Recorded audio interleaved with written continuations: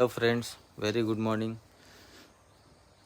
আজকে আমার ঠাকুমা গত হয়ে 10 দিন হয়ে গেছে, তাই আজকে 10 দিনের মন্ত্র হবে আর শুদ্ধকরণ হবে।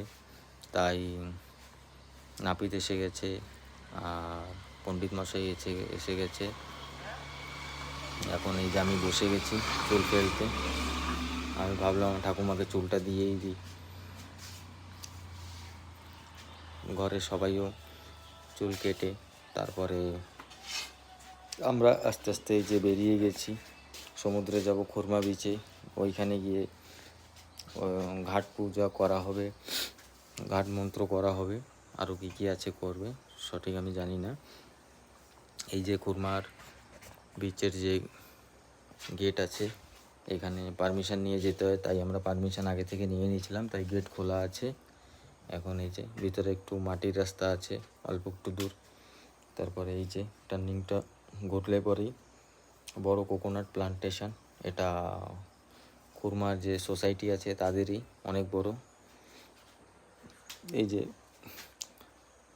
ডান হাতে রেস্টুরেন্ট আছে ও রুমস আছে। তো আজকে ওদিকে যাব না, আজকে আমাদের নিজস্ব কাজে যাব। এই যে সমুদ্রে এসে গেছি।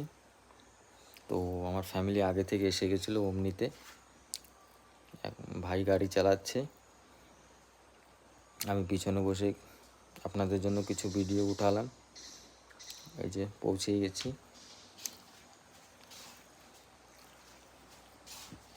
এই যে আমাদের ফ্যামিলির সবাই আছে এইখানে। পণ্ডিত মশাই এসেছে, গুছগাছ করছে, কেন কিনা সময় অনেক হয়ে গেছে, তাই কাজ করতে হবে। ওই যে পিছনে আমার কাকা রান্না করছে, মানে চাল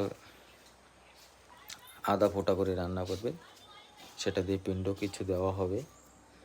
ঠিক আছে ফ্রেন্ড, ভিডিওটা কেমন লাগলো বলবেন কমেন্টস করে।